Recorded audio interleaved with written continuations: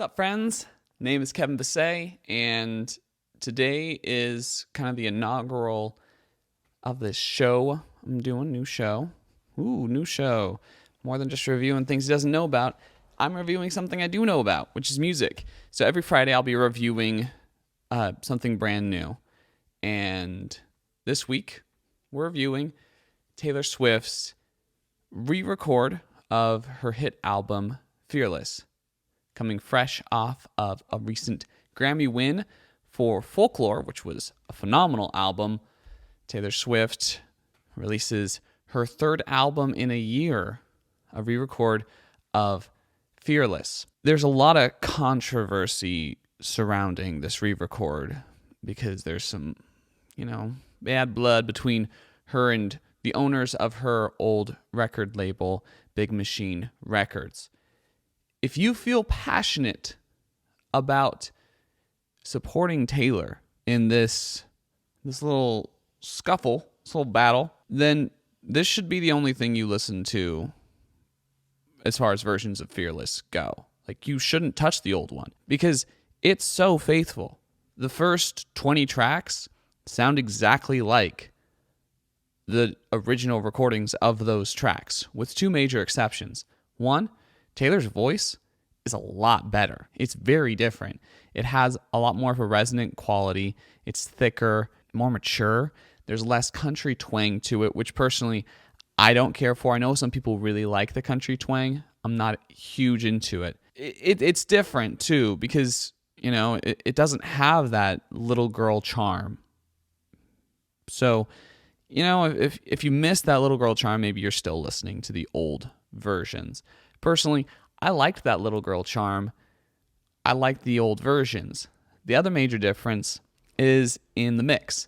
The drums and vocals are much louder on this mix, and the other instruments are brought down a little bit. It was notable probably the most on Love Story, which was the first track she released from this re-record, because those, I think it's a banjo, that banjo lick at the beginning, like the do-do-do-do-do-do-do-do-do-do-do-do, pretty important part of the song. Not having the banjo lick kind of feels awkward. It's just not as compelling when that banjo lick's not as loud, because it felt like that was a major part of the song. That was part of the ear candy of the song. And there are other places where the instruments kind of develop like the ear candy of the song.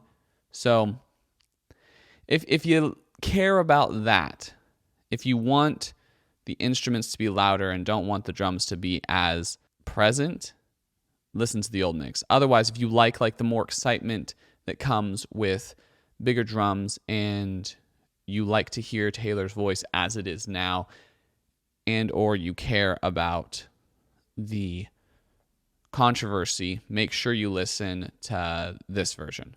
Personally, I prefer re-records where the artist takes significant risks, changes some lyrics, changes lyrics almost in every song.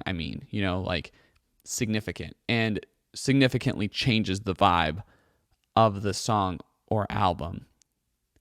Taylor didn't do that, and so to me, this isn't like something I'm dying to play over and over again. I liked it. It's not something I'm dying to listen to. The new tracks are great. I really like how she's able to maintain that sonic cohesion that existed in Fearless and elevate it.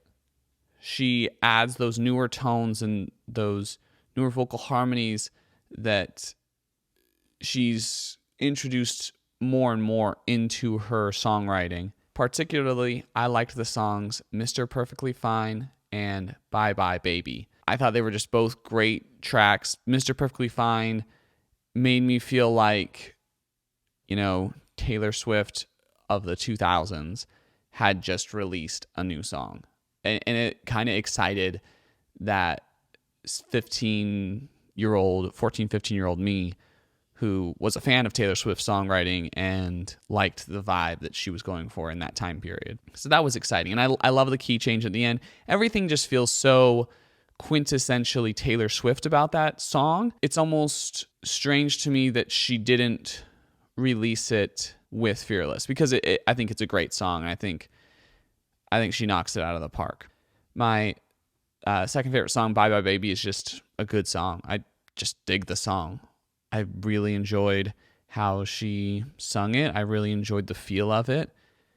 And, knock out of the park. Honorable mention is the song We Were Happy with some Keith Urban vocals on the harmony and the background. I thought the song just was great. It just conveyed a cool emotion.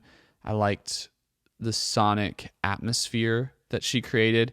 The other songs, like You All Over Me, I felt like could have gone on a Folklore or a Evermore, and it would have fit perfectly fine. I think she could have changed a few things, and that would go right into that style. So it's cool to see how her songwriting style has remained consistent throughout the years. I felt like the From the Vault songs were my favorite parts of this record. Like I like Fearless. I think it's a great album. I still think it's one of Taylor Swift's greatest albums. There's a reason it won a Grammy. I mean, it's phenomenal. But I have Fearless. I had Fearless. So the cool parts to me was getting these Vault songs. And I think she did a good job on them. I think there could have been more. The one song I feel like kind of fell out of the vibe was the second to last song, Don't You.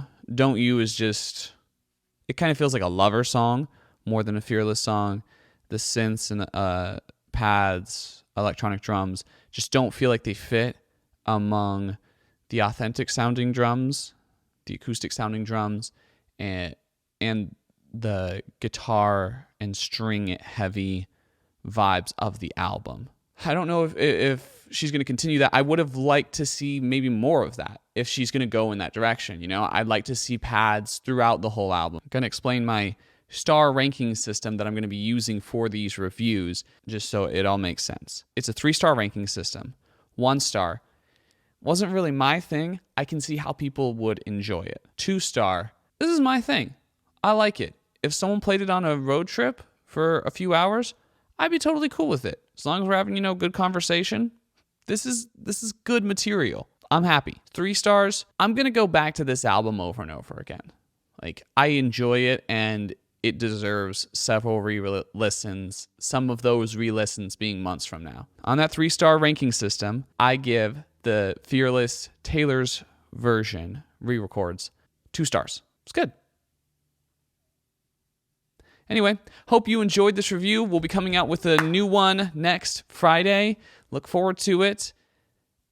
And yeah, make sure to, if you have your thoughts about Taylor's album, be sure to leave it in the comments. I'd love to hear what you guys think. I'd love to hear what your favorite tracks were, especially among the From the Vault tracks. And that's it. Catch you on the flip.